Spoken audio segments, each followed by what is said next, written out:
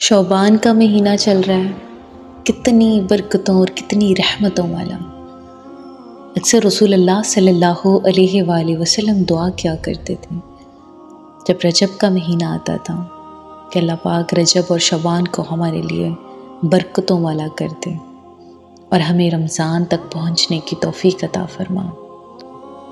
کتنے خوبصورت مہینے ہمیں عطا کر دیے گئے نا، اور ان مہینوں میں کتنی خوبصورت راتیں ہمیں عطا کر دی گئیں۔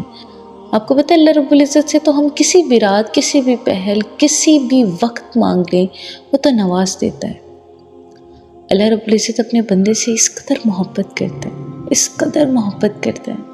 اللہ تعالیٰ فرماتا ہے کہ اے میرے بندے، تو زمین سے لے کے آسمان تک گناہ لگا دے، یعنی اس قدر گناہ کر کہ زمین اور آسمان کے درمیان آپ جانتے ہیں کتنا فاصلہ ہے، کہ اس قدر گناہوں کو کر کے زمین سے لے کے آسمان تک لگ جائیں، اور پھر ایک آنسو بہا کے صرف ایک بار کہہ دے آ کے میرے در پہ کہ اللہ مجھ سے غلطی ہو گئی، میرے پروردگار مجھے معاف کر دیں، تو میرے رب کی رحمت دیکھیں، وہ کہہ رہے ہیں میں تمہارے سارے گناہوں کو معاف کر دوں گا۔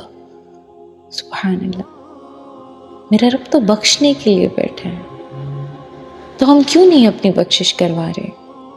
15 شعبان جو کہ بہت قریب ہے، شب برات جسے کہا کرتے ہیں، یہ شعبان کی رات اللہ ہم سب کی بخشش کی رات کرے کہ اس میں کیا کرنا ہے؟ اس میں اپنے رب کو راضی کرنا ہے۔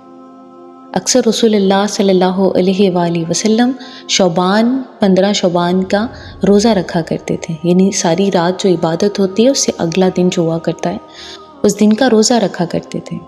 اور اس روزے کی کیا فضیلت ہے کہ صدقے قربان جائیں، وہ 15 شعبان جو پچھلی ایک سال پہلے گزر گئی اور وہ 15 شعبان جو آپ کو اب نصیب ہوئی ہے، تو وہ ایک سال کے آپ کے گناہ معاف ہو جاتے ہیں 15 شعبان کا روزہ رکھنے سے۔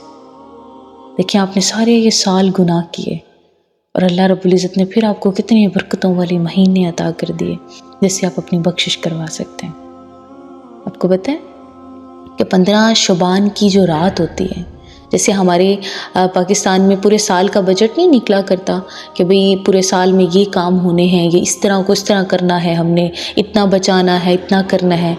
اللہ تعالیٰ فرشتوں کو، اپنے بندوں کا پورے سال کا بجٹ تھما دیتا ہے۔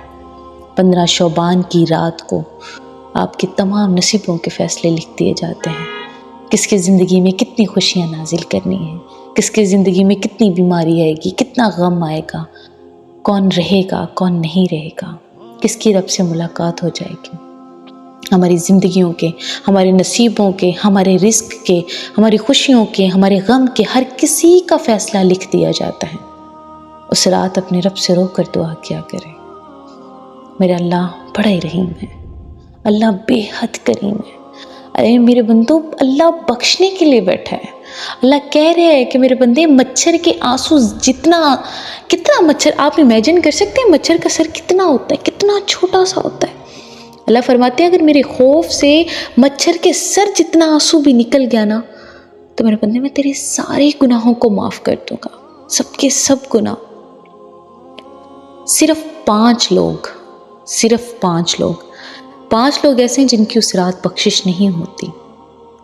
وہ کون بد نصیب لوگ ہیں کہ آپ اندازہ لگائیں کہ رب کائنات بخشنے کے لیے بیٹھا ہے اور لوگ اپنی بخشش کروا رہے ہیں، لیکن ایک ریسٹرکشن لگ گئی کہ 5 ایسے لوگ ہیں جن کی اس رات بھی بخشش نہیں ہوگی جس رات رب بخشنے کے لیے تیار ہے۔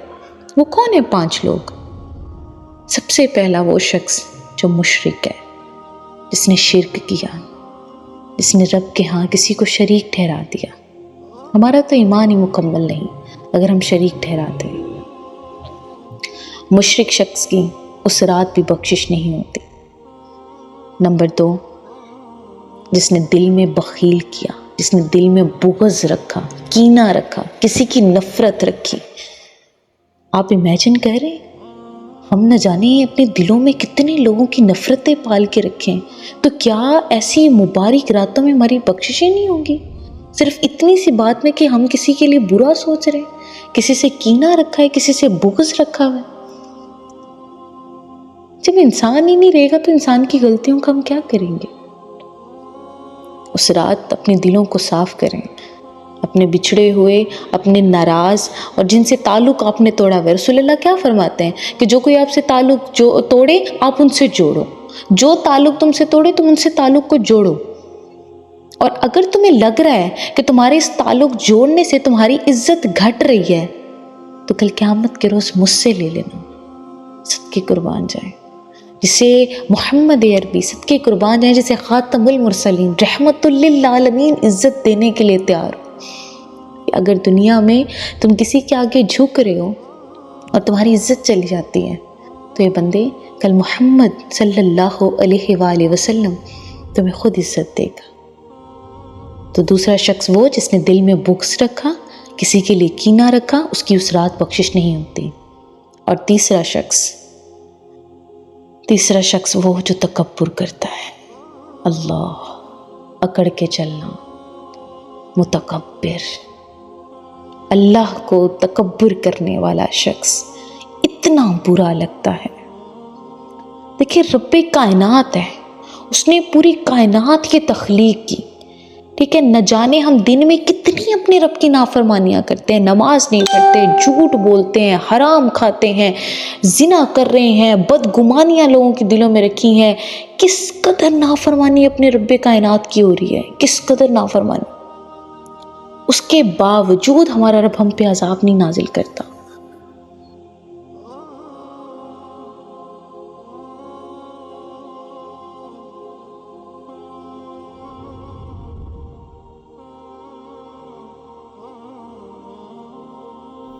اللہ تعالیٰ ہم سب کو تکبر سے بچائے۔ تکبر بہت بری چیز ہے۔ آپ دیکھ لیں اتنی مبارک رات ہے، اتنی بخششوں والی رات ہے، اتنی رحمتوں، اتنی فضیلتوں والی رات ہے۔ اللہ تعالیٰ اس رات میں جو مسلسل تکبر کرتے ہیں، تکبرانہ کچھ لوگ الفاظ ادا کر دیتے ہیں، کچھ لوگ کہ میں نے چاہا تو یہ کام ہو گیا، میں نے کہا تو میں نے یہ کر لیا، میری قابلیت تھی، یہ میں جو ہے نا اس کو اپنے اندر سے مٹا دو۔ میں کچھ بھی نہیں، اللہ نے چاہا تو ہوا، ہماری کیا مجال، کیا یہ تو شرکیہ میں الفاظ چلے جائیں گے۔ تم نے چاہا تو کام ہوا، تمہارے چاہنے نہ چاہنے سے کیا ہوتا ہے؟ جب تک اللہ نہ چاہے تو کچھ بھی نہیں ہو سکتا، کچھ بھی نہیں ہو سکتا۔ زمین پہ ایک پتا بھی خشک گرتا ہے نا، میرے رب کائنات کو اس کا بھی علم ہے۔ تمہیں پتہ ہے اتنی میں کس چیز کی ہے؟ اللہ تعالیٰ ہم سب کو تکبر کرنے سے بچائے۔ اور چوتھا وہ شخص اللہ جو اپنے والدین کا نافرمان، جس نے اپنے والدین کا دل دکھایا۔ آج ہمارے کتنے لوگ ہیں جو اپنے والدین کے ساتھ بیٹھتے ہیں، اپنے والدین کے ساتھ بات کرتے ہیں، ان کی دل جوئی کرتے ہیں۔ کتنے لوگ ہیں؟ ہم اپنی زندگیوں میں اتنے مگن ہو گئے کہ ہمیں اپنے والدین کی قدر نہیں۔ تو چوتھا شخص وہ ہے جس کی سرات پہ بخشش نہیں ہوگی، وہ ہے جس نے والدین کی قدر نہ کی، جس نے والدین کو ایسے الفاظ بولے کہ ان کا دل چھنی ہو گیا۔ کچھ لوگ ایسے الفاظوں کا استعمال کرتے ہیں کہ انسان دل چیر جاتا ہے، اسی ٹائم ختم ہو جاتا ہے کہ کیسے الفاظ استعمال کیے۔ تو ایسی اولادیں جنہوں نے اپنے ماں باپ کو تکلیف دی ہو، ان کی اس رات بخشش نہیں ہوتی۔ اور پانچواں وہ شخص جو شرابی ہے، جو مسلسل شراب پیتا ہے۔ اب آپ دیکھیں، آپ نے 5 لوگوں کے بارے میں سنا کہ پہلا وہ شخص تھا جو مشرک تھا، جو رب کے ہاں شریک ٹھہراتا تھا۔ دوسرا وہ تھا جس نے دل میں بغض رکھا ہوا تھا۔ تیسرا شخص جو متکبر تھا۔ چوتھا شخص جو والدین کا نافرمان تھا۔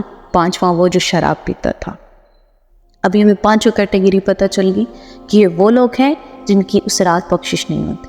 لیکن یہاں پھر اپنے رب کی رحمت دیکھیں، میں سچی قربان جاؤں، اللہ تعالیٰ فرماتے ہیں کہ میرا بندہ، آپ شراب پی رہے ہیں، مسلسل شراب پی رہے ہیں، لیکن آپ کو پتہ چل گیا کہ یار شراب پینے والے کی بخشش نہیں ہے۔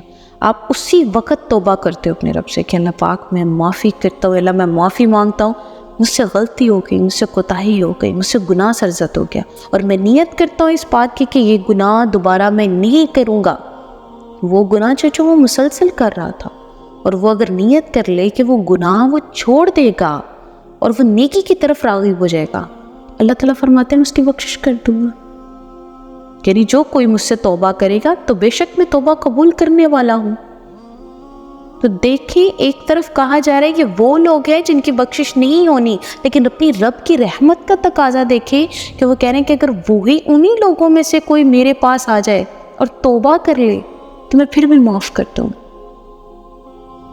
تو رب کائنات اپنے بندے سے کس قدر محبت کرتے ہیں، کس قدر بخشنے کے لیے تیار. ہم کس چیز کا انتظار کر رہے ہیں کہ موت آ جائے، ہم اس دنیا کو چھوڑ دیں، ہم ایسے ہی چلے جائیں، ہماری بخشش ہی نہ ہو. جبکہ مسلمان کے لیے قدم قدم پہ نیکی ہے اور قدم قدم پہ گناہ. جائزہ آپ نے لینا ہے کہ آپ نے کون سا رستہ چوز کرنا ہے. اس زندگی کو رب کی رضا کے مطابق گزارنی ہے یا شیطان کے مطابق.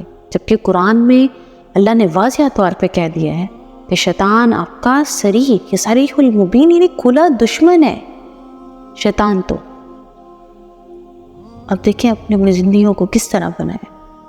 اللہ تعالیٰ نے رزق کی ٹینشن نہیں دی، اللہ تعالیٰ نے آپ کو اولاد کی ٹینشن نہیں دی، اللہ تعالیٰ نے آپ کو نصیب کی ٹینشن نہیں دی. اللہ تعالیٰ نے کہا سب میرے ہاتھ میں، تمہارا رزق، تمہارا نصیب، تمہاری اولادیں، تمہاری زندگیاں، تمہاری موت سب میرے ہاتھ میں ہے. بندے تمہارا کیا کام ہے؟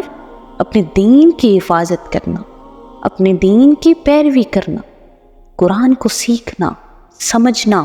اس میں لکھا کیا ہے، اس میں کیا ہے. اب ایک بچہ ہے جسے ایگزامینیشن ہال میں بھیج دیا ہے، اس کو پہلے کتاب دی گئی تھی کہ بھئی بچے اس کو پڑھ لو، اسی میں سے پیپر آئے گا. وہ اس کو نہیں پڑھتا، وہ ایسے ہی چلا جاتا ہے.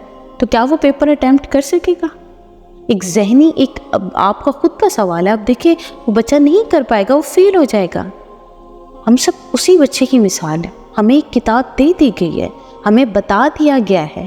ہم تو اتنے خوش نصیب ہیں جنہیں سوالات بھی بتا دیے گئے ہیں کہ قبر میں کیا آئیں گے. کیا آپ نے جواب کرنے ہیں اٹیمپٹ. کتاب دے دی گئی ہے، امتحان چالو ہے، سوالوں کا پتہ ہے، پھر بھی ہم فیل ہو جائیں. پھر بھی اللہ تعالیٰ سے دعا، اللہ تعالیٰ ہم سب کو عملوں کی توفیق عطا فرمائے. اللہ تعالیٰ ہم سب کے نصیب اچھے کرے. اللہ ہم سب کو دین کی طرف راغب کرے، دین پھیلانے کی توفیق عطا فرمائے. الہی آمین ثم آمین.